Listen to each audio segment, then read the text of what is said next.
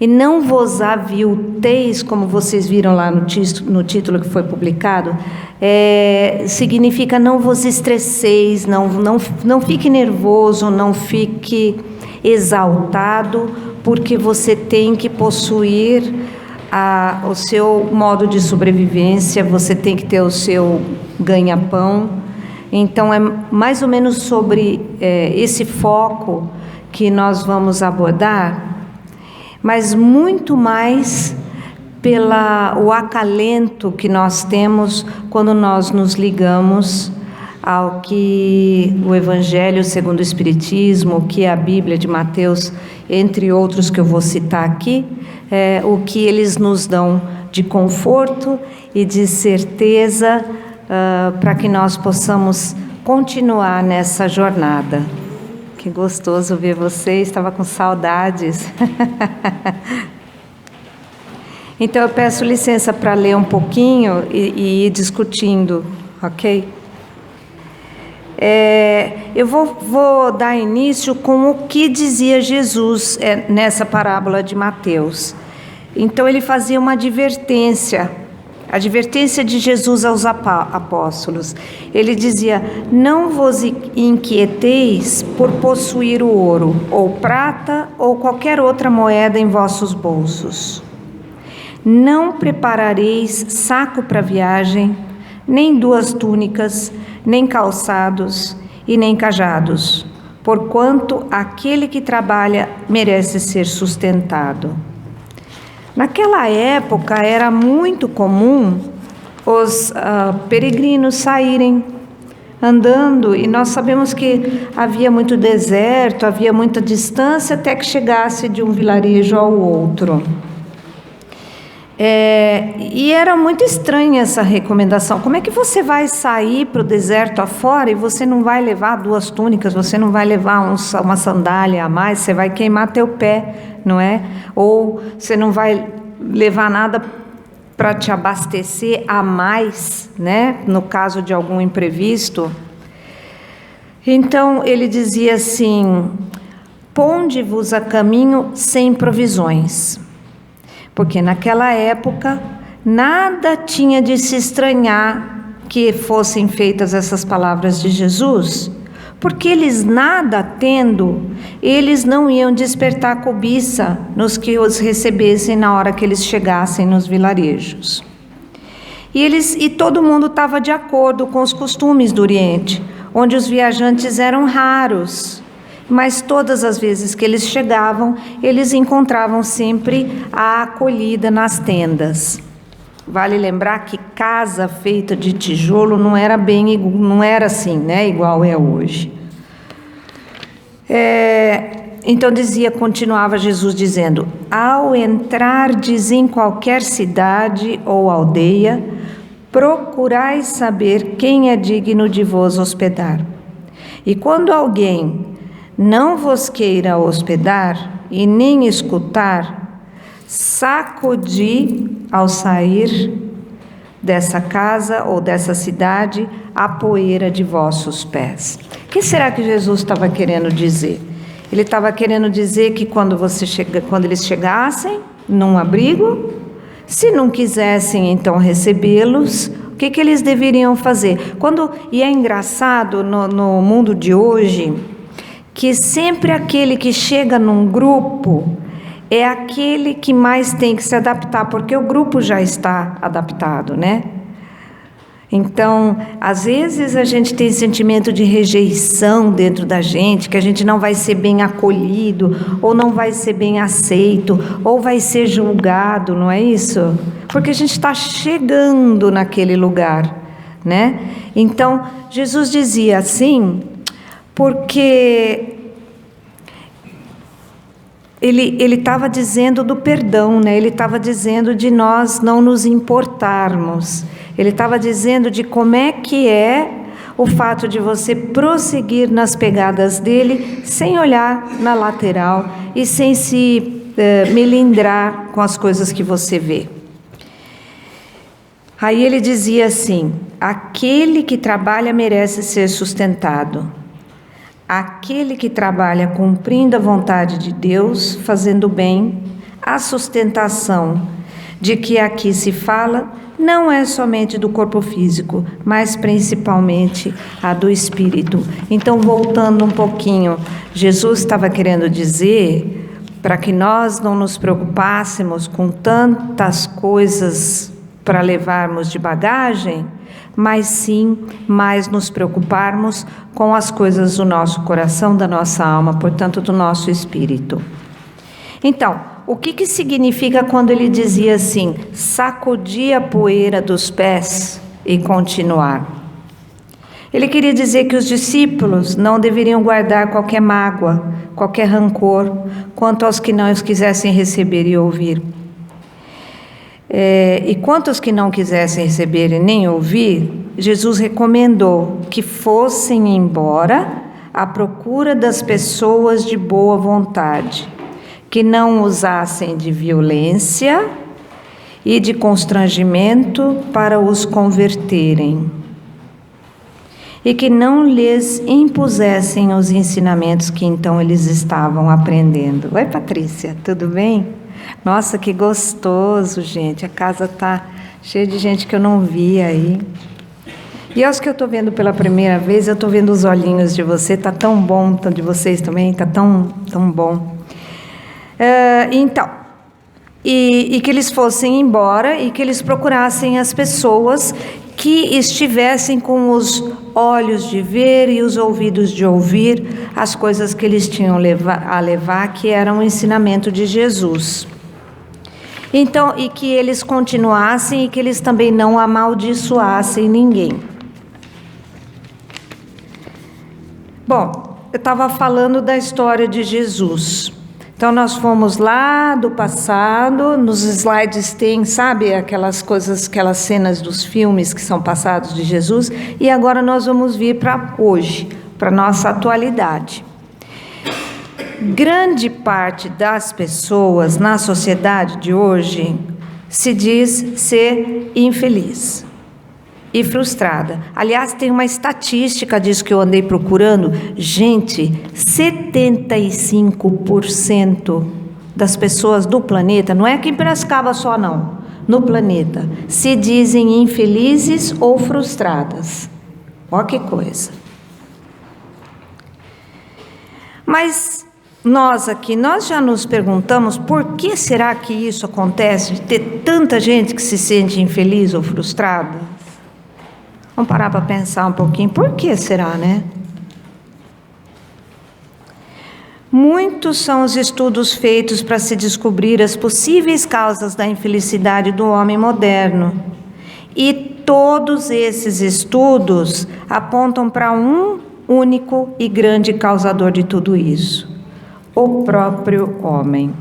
Não existe nenhum fator externo que seja maior do que o que está dentro do próprio homem. É cientista, é psicólogo, é etc. e tal, fazendo pesquisa, e todos então, até hoje, até 2019, chegaram a esta conclusão e a esta resposta. O ser humano traz em sua bagagem, quando ele nasce, um plano de felicidade que ele traz de lá de cima. Todos nós já saímos de lá de cima, quando nós vamos estar encarnados aqui na Terra, a gente já vem, como diz, com o nosso chip aqui do computador, programado para a gente ser feliz. O que acontece? Quando a gente traz com a gente a felicidade, a gente traz basicamente três coisas, três motivações que nos levarão à satisfação pessoal, se nós conseguirmos manter essas três coisas ao longo da nossa vida. Olha só, uma delas que a gente traz na bagagem da gente é ter um relacionamento pessoal satisfatório. A gente nasce com vontade de se dar bem com todo mundo. A outra coisa é que a gente já nasce com vontade de ser útil na comunidade em que nós vivemos. E a terceira coisa é crescer como um indivíduo que vai alcançar o seu objetivo, a sua autorrealização. Então veja bem, a gente neném, a gente nasce purinho, com vontade de se dar bem com todo mundo, com vontade de atingir um objetivo e morrendo de sede de ser útil. Se a gente parar para pensar, aqui dentro da gente agora nós somos todos adultos, não é? Mas aquele neném está dentro da gente. A gente tem vontade de se dar bem com todo mundo. A gente tem vontade de crescer todo dia. A gente tem vontade de chegar lá onde a gente sonha. Até mesmo aqueles momentos que a gente fala, eu nem consigo ver uma luz no fundo do túnel. Mas o nosso nenenzinho lá dentro está lá. E ele existe, porque nós nascemos assim. Então, se todas as pessoas conseguissem atender a esses apelos da criancinha que nasceu lá para trás, do nosso interior, jamais nós nos sentiríamos frustrados. Mas o que acontece? No entanto, muitas coisas vão acontecendo na vida da gente. Há outros apelos muito fortes que vêm do exterior e que a sociedade impõe para a gente, como diz o caipira, goela abaixo, né? Então, os nossos sentimentos, eles vão ficando assim meio que dispensados, né? Então, a sociedade, o mundo de hoje, ela fala para a gente, tem que ter muito dinheiro, tem que ter fama, tem que ter o corpo em ordem. E é quando o ser humano entra numa luta ferrenha para a conquista de posses materiais, de fama, de uma aparência física interessante, que muitas vezes infelicita e frustra, porque não é imediatamente que a gente vai, todo mundo sabe disso, que não é imediatamente que nós vamos conseguir, e quando nós conseguimos, nós temos que estar com a nossa visão para ver as oportunidades, com a nossa inteligência para nós segurarmos as oportunidades, e depois disso com a nossa força para ainda fazer dar frutos. E o nosso corpo perece, né? A gente vem e vai ficando adulto e depois tem a curva que a gente vai ficando mais fraco. Não é assim a lei da vida? Então, e por que isso ocorre, então, que a sociedade faz tanta pressão? Porque, na grande maioria, as criaturas se esquecem das suas aspirações íntimas e passam a lutar com todas as suas forças para conquistar aquilo que a grande maioria das sociedades querem e o que elas convencionaram de chamar de homem bem-sucedido. E para subir na vida, lá vai o cidadão que nasceu purinho, que são criaturas do bem, elas se esquecem e não se importam de passar por cima de seus semelhantes, e elas não se importam de se esgalfinhar uma outra, que dirá até matar uma outra, como a gente vê. E uma das motivações mais íntimas dela, de ter um bom relacionamento pessoal, vai por água abaixo. Normalmente, as pessoas vão deixando de ouvir a voz da nossa consciência. E do que nós paramos de ouvir a nossa consciência, a gente deixa de lembrar que a gente quer ser útil para a sociedade, de qualquer forma. E a gente passa a lutar, por exemplo, para a nossa profissão, de uma maneira que só nos dê ou status ou fama. Se aspirar, por exemplo, a ser um profissional útil à sociedade, passa a ser da profissão um meio de ganhar dinheiro, de fazer fama, tornando-se um comerciante tão neném na sua caminhada, fazer do seu trabalho o que só atenderá se ele for pago e muito bem pago. E aí, para ser muito bem pago nesse mundão, tem que conservar a aparência. E para poder se manter fisicamente atraente, muitos indivíduos vivem a custas do quê? Remédio para dormir, remédio para tirar fome, remédio para ficar feliz, remédio para ser simpático. E o mundo dos laboratórios, não sei se por coincidência ou ainda por falta de nós estarmos evoluídos no planeta, ele cria um comprimidinho que é igual para todo mundo. É o comprimidinho da felicidade, não é? É o comprimidinho que tira... Mas cada um é um. Deus nos fez um diferente do outro. Então, nós não temos que copiar uma receita para ser feliz, porque não dá certo. Porque essa receita, ela é ímpar. Ela veio para cada um, exclusivo. Então, não adianta eu querer ter o trabalho do outro, ou eu ter o corpo do outro, ou eu ter a roupa do outro, ou eu tomar o remédio que o outro está tomando, ou, não é? Ou fazer a dieta que o outro está fazendo, porque é exclusivo meu. E quando o corpo físico cobra os seus tributos, em função da idade, o que acontece? Aí passa a se esticar. E passa a botar mais não sei o quê, e mais não sei o quê. Como se fosse possível enganar as leis de Deus e enganar a lei que rege a nossa matéria.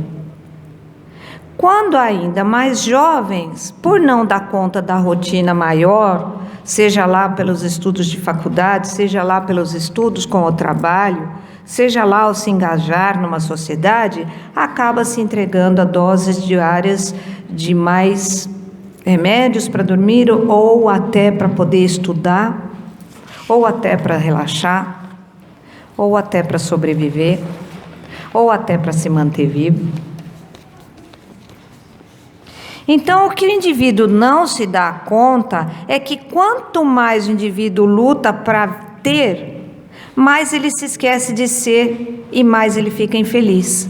Porque quando nós somos o que nós somos, a gente vai lutar com o que a gente tem e não com o que o outro tem. A gente vai lutar com os nossos recursos. Os que conseguem conquistar posses materiais, fama, uma boa aparência, de maneira assim frenética, né? Eles passam a empregar o tempo e a saúde apenas para se manter. E nós sabemos que a felicidade não depende da gente só se manter. A gente tem que cultivar, porque a felicidade, ela oscila, né? E os que não logram realizar esses sonhos estabelecidos pela sociedade se tornam tão tristes e frustrados, até porque eles se julgam incapazes para tal. A gente vai ficando impotente, desmotivado, desencorajado, indefeso.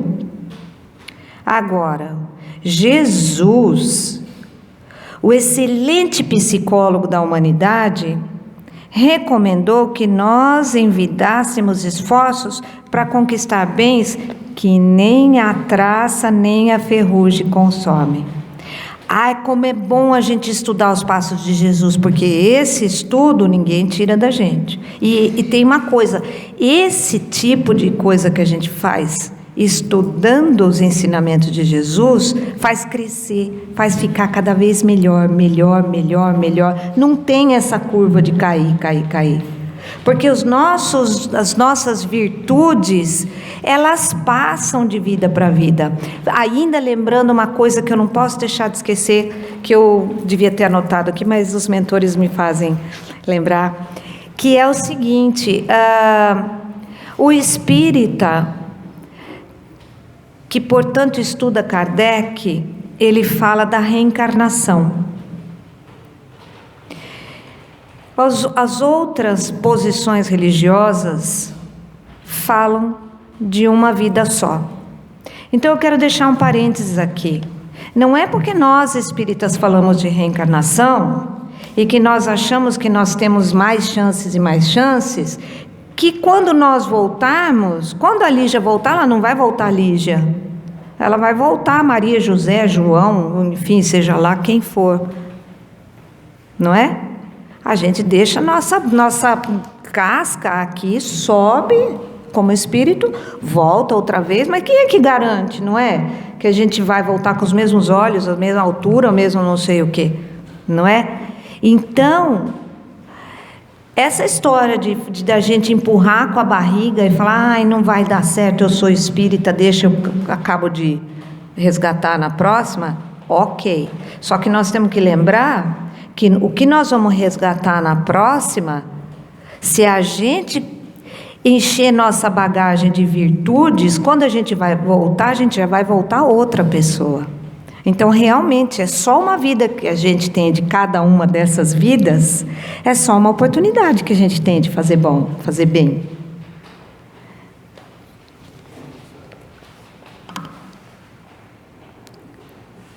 Então, e quais são esses bens que a gente faz para a gente? São as virtudes do espírito da gente, que seguem pela eternidade afora. Assim, quando a gente entender que dinheiro é meio para sobreviver e não fim para ser conquistado a qualquer custo, a gente vai colocar esse bendito, abençoado recurso a serviço do progresso próprio, mas também dos nossos semelhantes, em todos os sentidos, sabe? É compartilhar mesmo, no sentido de compartilhar mesmo, porque se eu não crescer, se eu não der o meu exemplo cristão, aquele do que está do meu lado, talvez não tenha um exemplo para seguir. Porém, se eu compartilhar do meu melhor jeito de viver, confiando em Deus, que o meu ganha-pão virá, é só eu fazer a minha parte. E aqueles que estão do lado também farão a parte. É uma coisa que vai movendo como se fosse uma engrenagem. Então, não vos inquieteis pela posse do ouro, recomenda Jesus.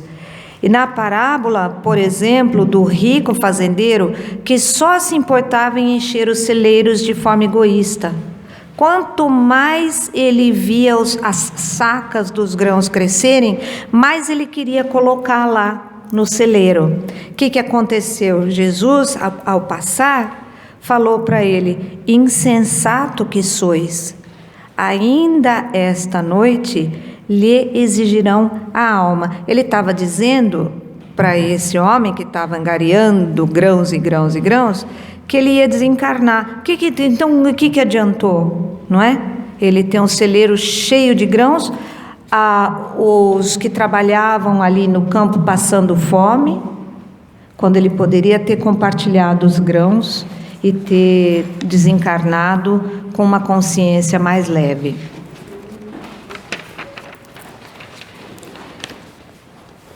Jesus, portanto, não disse que nós temos que desprezar os bens terrenos, muito pelo contrário. E Jesus também não disse que a gente tem que desprezar o dinheiro, mas ele ensinou que os bens terrenos, o que eles são, se não passageiros?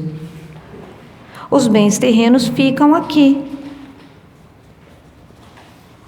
E quando nós daqui partimos, não vale a pena ganhar a vida, perder a si mesmo. Então, claro que nós temos que trabalhar, claro que nós temos que tirar o nosso sustento e, se possível, se nós conseguirmos prosperar, levar outros também junto com a nossa prosperidade, mas a gente não pode vender a nossa dignidade e vender as nossas virtudes e vender a nossa atitude cristã. Acima de tudo, o que a gente traz na alma ainda vale mais. Então, trata-se de um conjunto de valores que expressam uma vida muito bem aproveitada. Quais são esses valores que a gente pode lembrar? A doçura de olhar, a doçura da palavra, a doçura da atitude. A paciência, que a gente fala que já, hoje eu perdi a paciência. Bom, então se perdeu é porque nunca teve, né? Porque não achou ainda, né? Então a gente não perde, a gente tem que ter. A aceitação de si próprio, porque nós nascemos lindos, filhos de Deus, todos, cada um com a sua lindeza. A capacidade de se amar, de agradecer o que nós temos, a integridade do nosso caráter, a coragem de darmos sempre o primeiro passo, porque com medo ou sem medo nós temos que viver, não é? A justiça, são todos esses bens que nós armazenamos na nossa alma, que nós vamos ficar mais ricos cada vez mais. E se a gente olhar ao redor, a gente vai ver desperdício. As pessoas se esforçam pouco para se esclarecer interiormente. Nós estudamos a nossa natureza humana para poder falar dela com sabedoria, para poder falar que a gente sabe mais alguma coisa. E eu não estou falando de livro só, não. Estou falando de qualquer coisa. De fritar um ovo melhor do que o outro frita o ovo, lavar uma roupa melhor do que o outro lava, né? Uma competição tão inútil, né?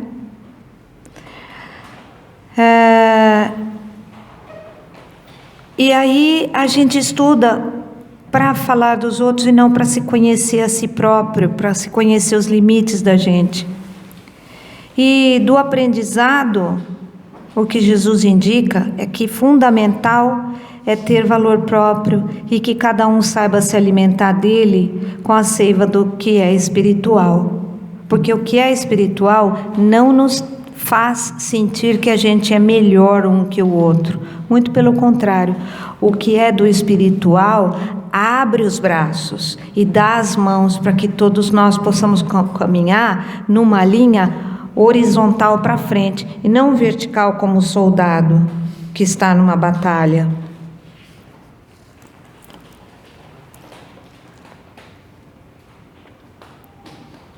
Mas não, muitas vezes nós temos que levar um grande susto, um arrebate na vida da gente, um grande tropeço, para a gente entender que o caminho que nós estamos percorrendo tem que ser diferente.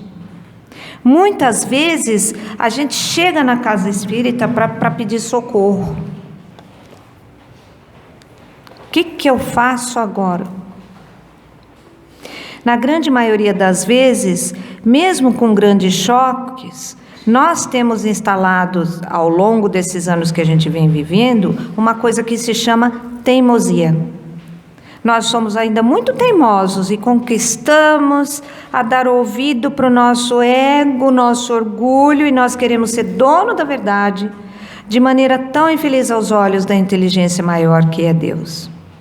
E a gente vai se afastando dessas coisas boas e vai dando lugar para a sedução vazia do materialismo. E o nosso espírito pode ficar muito longe de renovar nossas esperanças, de abraçar no amor os interesses dominantes, as nossas inclinações, porque quando com solitude a gente constrói o universo das virtudes. O que eu quero dizer? Solidão não é solitude. Solidão é você se sentir que está só. Solitude é você se deliciar com os seus momentos que você está crescendo. E a caminhada, o crescimento é solo, é carreira solo de cada um. Os mentores podem ser as nossas muletas, mas eles jamais poderão ser as nossas próprias pernas. O lenitivo, as bandagens de cura da nossa alma estão a todo tempo disponíveis na farmácia espiritual. Mas de nada adianta se nós continuarmos tropeçando de novo e machucando a mesma ferida, porque não haverá bandagem de cura que cessará um processo que nós não estamos deixando que cure. Então, quando nós deixamos que Jesus entre no nosso coração para curar as nossas chagas, os nossos medos, nós temos a responsabilidade de honrar essa cura e permanecermos nessa cura.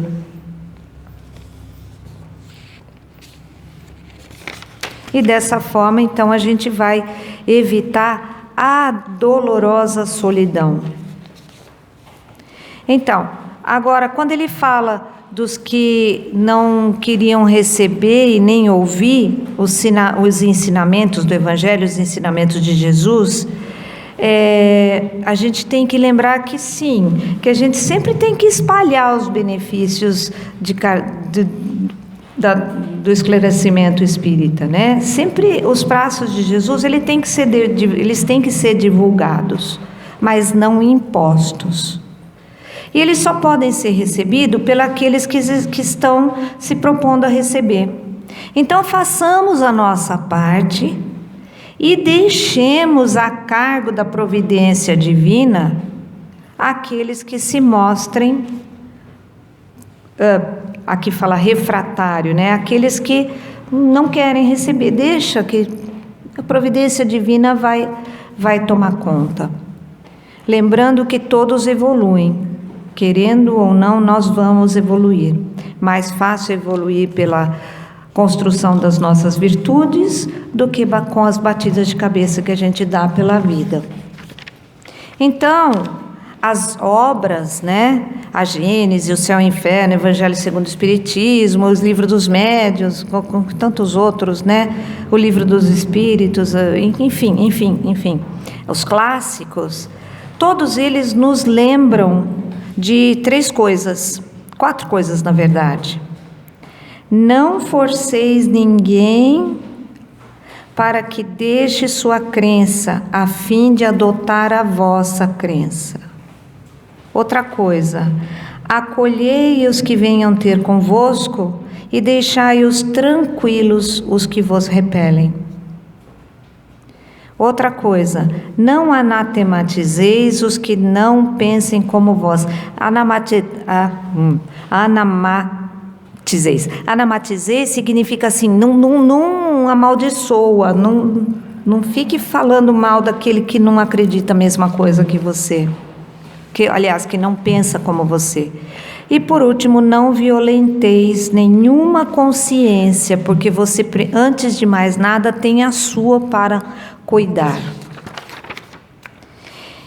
E aí, estamos chegando já no fim, tem uma frase muito legal, que até no slide tem uma figurinha do Chico Xavier, assim, não é do Chico, mas que eu achei muito interessante, que diz assim: qual é o peso, qual é o seu peso? Qual é o seu valor aqui na Terra? Você vale pelo que você é e não pelo que você tem, ou por sua aparência física, ou por o seu comportamento artificial. As virtudes são os tesouros mais preciosos que você pode conquistar. E lembre-se sempre que nada vale a pena se nós tivermos que abrir mão da nossa dignidade, da nossa honradez e dos nossos valores nobres. E depois, nos slides também, eu cito lá Lucas, Provérbios, Eclesiastes, aonde Jesus diz várias vezes, né, frases assim como todos os bens que tendes aquilhoados ficarão na terra. Em Provérbios ele diz: os tesouros que são fruto da desonestidade de nada valem, mas da justiça te livra a morte. Depois em outro Provérbios ele diz: não te felicites pelo dia da manhã, pois não sabes o que hoje você pode gerar. Então vamos ser felizes hoje. O que vem amanhã é consequência divina pela nossa boa vivência de hoje. Para o homem não existe nada melhor do que comer, beber e se alegrar no trabalho que realiza. Contudo, compreendamos que mesmo com todos esses prazeres, eles só podem nos ser concedidos pelas mãos de Deus. Reflexão, então, da noite. As virtudes são os tesouros mais preciosos, como nós falamos, né? E nada vale a pena se nós tivermos que abrir a mão da nossa dignidade e da nossa honradez. Então, como é que a gente faz para lembrar disso? Eu não estou propondo uma resposta para isso. Eu estou propondo que nós possamos refletir. Porque lá no começo da nossa conversa, conforme foi dito, nós, cada um é um, né? Cada um sabe, lá dentro de si, o que tem que fazer. Aqui, os mentores só estão nos lembrando das coisas que a gente já sabe. E aí, como toda profissional da área de educação, como boa professora, eu vou dar 3 tarefas, mas eu vou fazer a minha tarefa também. Então, tarefa de casa. Tarefa número 1. Criar um objetivo sobre o que nós aprendemos de hoje. Ou seja, o que nós vamos fazer com os ensinamentos de hoje quando a gente sair daqui. Aonde que nós vamos usar isso daí que a gente aprendeu? Tarefa número 2. Amanhã, quando a gente levantar, lembrar o que nos causou maior impacto das coisas que foram faladas. O que foi mais importante? Então, fazer tipo assim, sabe, uma retrospectiva da nossa conversa. E número 3, criarmos aplicações práticas para o que nós estudamos. Mesmo que não tenha ninguém para a gente perdoar, vamos arranjar um jeito de perdoar alguém. Mesmo que não tenha nada para a gente criar de virtude, vamos cavar um buraquinho para a gente ser bom. Porque simplesmente caminhar, a gente, conforme foi dito, a gente vai evoluir, sim. Mas se a gente puder agilizar, tanto melhor. E eu tinha prometido que a gente ia fazer 40 minutos, deu cravadinho. Mesmo sem querer, a gente é ajudado. Olha que coisa legal, né? Eu agradeço muito a paciência que vocês tiveram de me ouvir. Peço desculpas por a gente não poder ser maior ainda de falar as coisas que mais toquem a alma. E eu agradeço a casa pedindo para que, se for da oportunidade, que me deixem trabalhar mais algumas noites aí, mais bate-papos juntos. Obrigada a todos.